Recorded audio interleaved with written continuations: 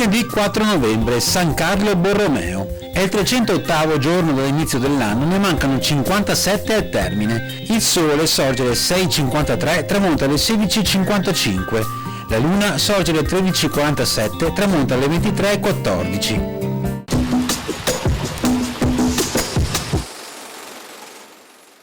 Un'ordinanza prescrive che chi esce da un incarico pubblico deve consegnare la cassa dell'ufficio ai camerlinghi entro 8 giorni.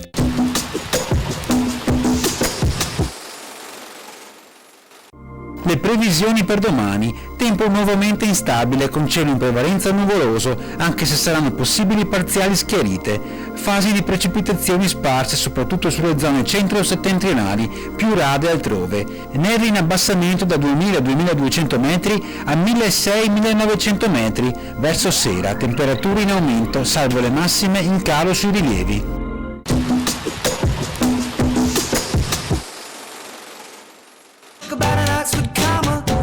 Superato il fiume Piave a Ponte della Priola, proseguendo lungo la via che conduce a Conegliano, nei pressi della Bella Susegana, vivace cittadina posta sulla riva in cui il Piave si getta in pianura, è visibile in lontananza un sorprendente castello.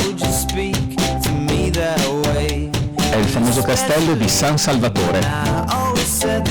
Fa da cornice alla fortezza un verdeggiante territorio collinare a nord e pianeggiante a sud, costellato di vigneti e olivi a riposo in attesa della bella stagione.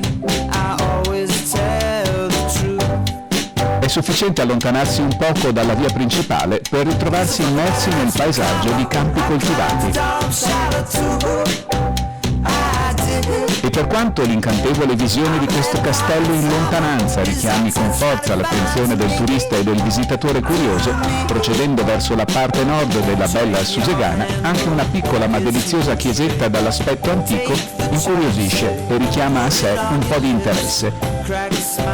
È la chiesa Annunziata, posta proprio nei pressi dello svincolo verso le vie della Marca storica e le strade del Prosecco. Da qui è infatti possibile raggiungere molti luoghi di interesse storico, culturale ed enogastronomico segnalati nel territorio di Susegana e nelle rispettive frazioni di Collalto, Colfosco, Ponte della Priola e Crevada. Muovendosi verso nord per seguire la via del castello, le strade si fanno più ripide, ma lo splendore del paesaggio circostante quieta lo spirito e addolcisce la salita. Ancora qualche curva ed il castello di San Salvatore è a portata di sguardo, un castello dalle origini non troppo antiche, iniziato tra la fine del XIII e l'inizio del XIV secolo, ma concluso solo attorno al 1320. Tanto voluto da Nambaldo VIII di Collalto quanto dal suo successore Schenella V. Un castello davvero unico, con una superficie di 32.000 metri quadri ed una duplice cinta muraria.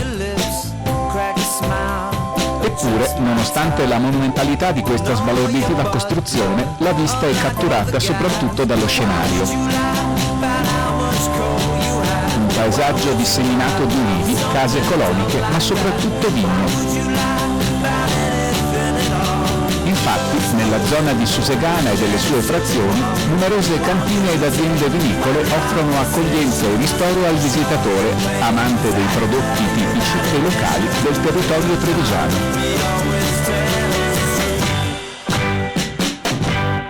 Non soltanto il castello dunque, ma l'intero comprensorio che circonda questa grande fortezza è un luogo sorprendente, dove non soltanto poter passeggiare e trascorrere del tempo libero all'aria aperta praticando dello sport, ma dove potersi anche soffermare, interpretare la natura dal punto di vista dei più piccoli, cogliere la primavera in arrivo ed infine fare amicizia con chi non ci si sarebbe mai aspettati di incontrare.